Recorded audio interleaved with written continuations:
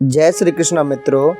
आज हम आपको बताएंगे कोई भी शुभ कार्य कराने के बाद में ब्राह्मण को दक्षिणा क्यों दी जाती है। ब्राह्मण से हम यज्ञ, पूजा पाठ, अनुष्ठान, कथा, भागवत कराने के बाद में उसको साथ ही साथ दक्षिणा देते हैं। परंतु दक्षिणा क्यों देते हैं, इसका क्या कारण है, आज हम आपको इसी बात को विस्तार से बताएंगे। अगर आप हमारे चैनल से नए जुड़े हैं तो आप हमारे चैनल को सब्सक्राइब करें और कमेंट में एक बार राधे राधे जरूर लिखें। दक्षिणा किसी भी धार्मिक कार्य की पत्नी कही गई है। दक्षिणा किसी भी धार्मिक कार्य की पत्नी बताई जाती है, जो कार्य पूरा होते ही तुरंत दे देनी चाहिए, क्योंकि आप चाहते हैं कि हमें पंडित जी ने जो भी बताया है उसका फल भी मिलना चाहिए। तो ये सुनिश्चित कर लें कि क्या आप उस कार्य की दक्षिणा दे दी है, क्योंकि फल दक्षिणा का ही पुत्र है। वह कार्य तभी लगेगा जब आप श्रद्धा पूर्वक ब्राह्मण को दक्षिणा दे देंगे, अन्यथा इच्छित फल की उम्मीद ना रखें तथा यह दोष भी नहीं रखें कि पंडित जी ने जो हमें बताया था या जो कार्य हमसे कराया था उसका हमें कोई भी फल प्राप्त नहीं हुआ है। अगर आप ब्राह्मण को साथ ही साथ दक्षिणा नहीं देते हैं तो जो कार्य आपने ब्राह्मण से संपन्न कराया है उसके फल की आप उम्मीद बिल्कुल नहीं रखें।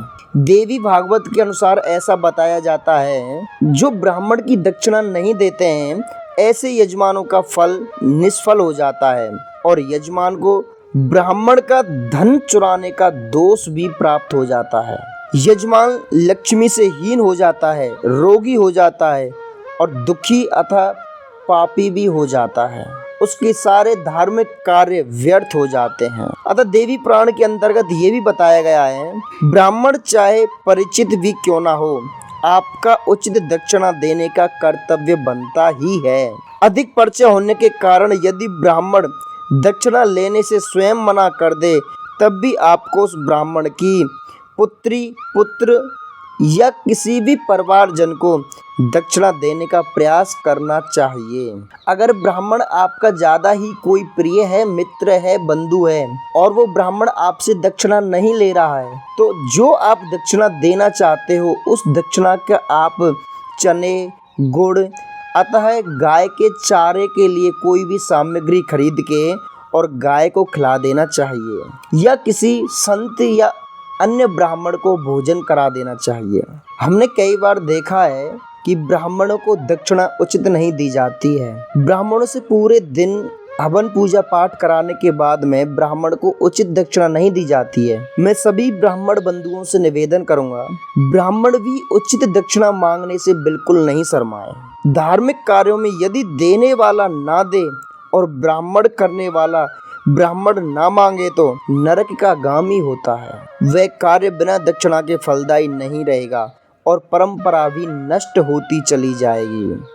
अतः ब्राह्मण उचित दक्षिणा को ही स्वीकार करें। वैसे सामान्य तरीका से अगर देखा जाए तो अगर हम डॉक्टर के पास जाएं या कोर्ट कचहरी जाएं तो केवल वार्तालाप करने के ही उनकी फीस दी जाती है, परंतु ब्राह्मण के द्वारा कराया हुआ कार्य हमेशा लाभदायी होता है, शुभ फल प्रदान करने वाला होता है। तो हमें ब्राह्मणों के लिए उचित दक्षिणा अवश्य देनी चाहिए। लड़की, बहन, भुआ, मंदिर, ब्राह्मण, इन सभी के घर पर कभी भी हम लोगों को या किसी भी यजमान को खाली हाथ नहीं जाना चाहिए। किसी भी फल की प्राप्ति हेतु ब्राह्मण से कराया हुआ कोई भी कर्म यज्ञ ही कहलाता है और यज्ञ की पत्नी का नाम है दक्षिणा।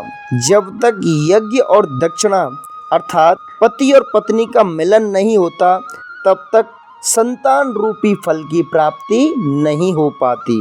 अतः आप सभी से मेरा निवेदन है, ब्राह्मण से आप कुछ भी वार्तालाप करें, कुछ भी पूछें, अन्यथा कोई भी कार्य कराएं तो ब्राह्मण को साथ ही साथ दक्षिणा जरूर दे दें। बहुत से लोग कहते हैं कि दक्षिणा तो हम अपनी हैसियत के अनुसार देंगे, परंतु ऐसा नहीं। दक्षिणा दी जाती है आचार्य की काबिलियत के ऊपर। आचार्य जितना वेद पुराणों में अथवा ग्रंथों में पूजा कराने में सक्षम होगा उसी प्रकार से उसको दक्षिणा देनी चाहिए। और दान कैसा करना चाहिए, दान किया जाता है जो आपकी श्रद्धा हो वो। दान में और दक्षिणा में बहुत बड़ा फर्क है। दान इच्छा के अनुसार किया जाता है, दक्षिणा आचार्य की काबिलियत को देख करके दी जाती है। आप सभी लोग आचार्य को काबिलियत देखकर ही दक्षिणा प्रदान करें। अगर आपको हमारी ये वीडियो अच्छी लगी हो तो हमारे चैनल को सब्सक्राइब करें और कमेंट में एक बार राधे राधे जरूर लिखें। राधे राधे।